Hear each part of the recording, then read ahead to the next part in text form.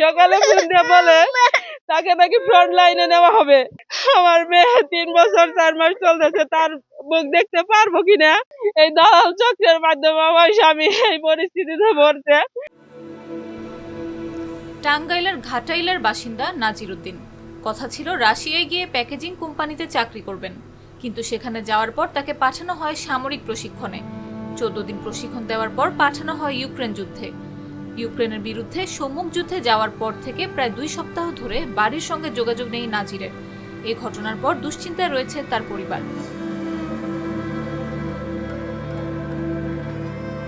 নাজির উদ্দিনের বাড়ি টাঙ্গাইলের ঘাটাইল উপজেলার কুরমুশি গ্রামে। ওই গ্রামের অবসরপ্রাপ্ত স্কুল শিক্ষক ফয়েজ উদ্দিনের একমাত্র সন্তান তিনি।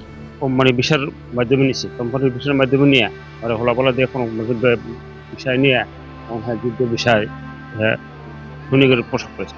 যখন সৈনিকের পোশাক করিল তখন বললো যে আমি তো সৈনিক আসি নাই, আমি আসছি কোম্পানি বিষয়ে দিয়ে আমার কেন যুদ্ধের পোশাক পরে।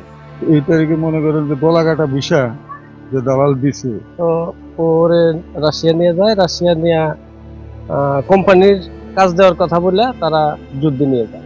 খোঁজ নিয়ে জানা যায় গত 15 ডিসেম্বর নাজির উদ্দিন রাশিয়ার উদ্দেশ্যে রওনা হন। দুবাই হয়ে রাশিয়া পৌঁছান তিনি। এরপর থেকে একটি ক্যাম্পে কয়েকদিন রাখা হয় তাকে। কিছুদিন পর সেখান থেকে বিমানে আরেক জায়গায় নেওয়া হয়।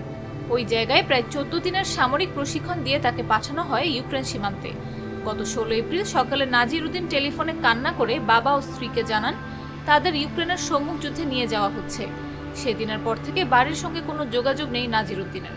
কাগজের মধ্যে ওদেরকে সাইন করানো হয়েছে। সাইন করানোর আগে বলা হয়েছে যে ওরা বলছে যে ওদেরকে বলছে যে যুদ্ধে নিব, মানে যুদ্ধের কাজে নেওয়ানো হবে গো, এই কারণে ওরা যুদ্ধে যাইতে চায় নাকি। ওরা বলছে যে না, জীবনে মানে ওদের আত্মরক্ষার জন্য ওদেরকে নাকি ট্রেনিং করা হবে 14 দিনের।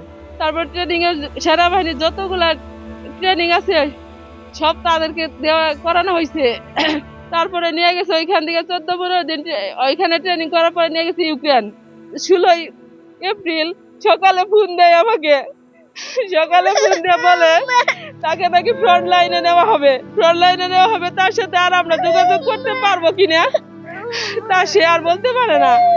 যে সকালে বলছে যে তোমাদের আর মুখ দেখতে পারবো কিনা, তোমাদের সাথে আর দেখা হবে কিনা, তোমাদের সাথে আর থাকা হবে কিনা সেটা আমি আর জানি না। এখন আমাকে ফ্রন্ট লাইনে নেওয়া হইতেছে। এখান থেকে কেমন হবে, কি অবস্থা হবে আল্লাহই ভালো জানে।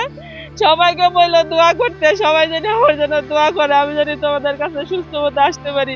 এর আগে 2017 সালে ইরাকে গিয়েছিলেন নাজির উদ্দিন। 3 বছর সেখানে চাকরি করে দেশে ফিরে আসেন। নিজ এলাকায় ব্যবসা বাণিজ্য করার উদ্যোগ নেন, কিন্তু সফল হননি। তাই আবার বিদেশে যাওয়ার সিদ্ধান্ত নেন। তার সঙ্গে ঢাকার মিরপুর এলাকার এসপি গ্লোবাল নামের একটি জনশক্তি রপ্তানিকারক প্রতিষ্ঠানের যোগাযোগ হয়।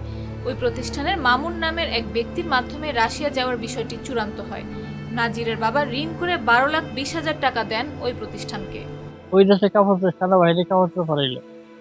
ওরা বললো, নাজির বললো যে আমরা তো একটি টিকে দিবি সেনাবাহিনী আনছে না। পরে ওন থেকে 18-20টা স্বাক্ষর করছে। স্বাক্ষর করার পরে ওখান থেকে আবার গাড়ি দিলে আরেক ক্যাম্পে নিয়ে হেরে সেখানে 15 দিন ট্রেনিং দেওয়া হয়েছে।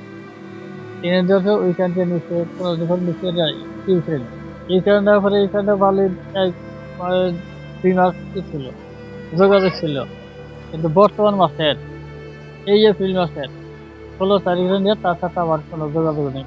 এই বিষয়ে ঘাটাইল উপজেলা নির্বাহী কর্মকর্তা আবু সাইদ জাগো নিউজকে বলেন, বিষয়টি আমরা জানতে পেরেছি।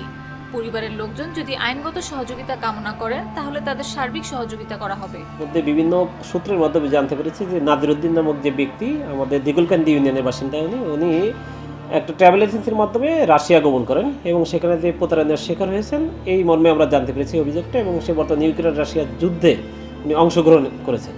তা এই বিষয়ে যদি সংশ্লিষ্ট পরিবার যদি কোনো আইনগত সহায়তা আমাদের নিকট প্রত্যাশা করে তাহলে আমরা ঊর্ধ্বতন কর্তৃপক্ষের সাথে কথা বলে আমরা তাকে আইনগত সহায়তা দেওয়ার জন্য প্রস্তুত। একনল হ্যান্ড ওয়াশ 100% প্যারাবেন ফ্রি, তাই নিরাপদ হাতের জন্য আস্থা রাখুন একনলে।